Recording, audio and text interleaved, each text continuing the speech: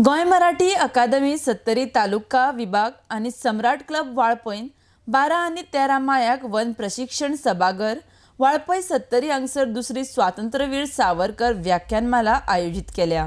ह्या सुवाळ्याक स्वातंत्र्याचा महानायक आणि स्वप्न बालशाली भारताचे विषयाचेर क्रांतिगाथा जातली।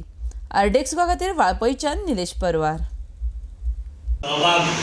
त्यांच्याबरोबर आम्हाला करण्याची संधी मिळाली हे आम्ही आमचं भाग्य समजतो आणि तुमचं सहकार्य आम्हाला याच्या पुढेही लाभो ही सदिच्छा व्यक्त करून मी माझे 2 शब्द संपवतो। मुखातून सत्तरीतील श्रोत्यांना देण्याचा हा प्रयत्न केलेला आहे आणि विशेषतः सत्तरीचा इतिहास हा सुद्धा पराक्रमाचा इतिहास आहे आणि त्यामुळे सत्तरीतल्या श्रोत्यांनी गेल्या वर्षी जसा भरभरून सावरकर व्याख्यानमालेच्या पहिले आमच्या व्याख्यानमालेला प्रतिसाद दिला, आम्हाला खात्री आहे की सत्तरीतले श्रोते या व्याख्यानमालेसाठी सुद्धा या व्याख्यानासाठी सुद्धा भरभरून प्रतिसाद देतील।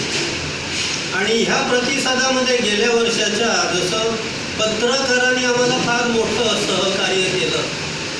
मराठी अकादमीने असं ठरवलं की विशेषतः जे चांगले कार्यक्रम मोठे कार्यक्रम असतात ते शहरी भागामध्ये म्हापसा, पणजी, कोंड आणि मडगाव इथेच असतात आणि त्यासाठी निमंत्रित केले जाणारे वक्ते हे फक्त त्या लोकांनाच ऐकण्याची संधी मिळते।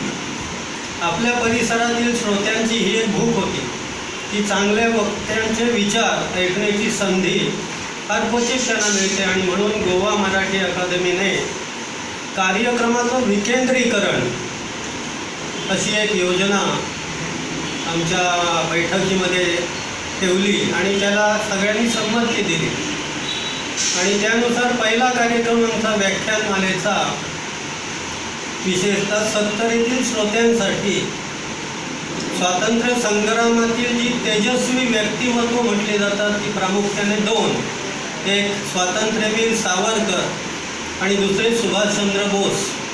दोघांची कार्यप्रणाली मिळती जुळती आहे आणि त्यामुळे पहिल्यांदाच विषय घेतला तो आम्ही स्वातंत्र्यवीर सावरकरांवरती व्याख्यान आणि त्याला विशेषतः सम्राट क्लब आणि गोवा मराठी अकादमीचा सत्तरी प्रभाग यांच्या संयुक्त विद्यमाने तो कार्यक्रम आयोजित केला।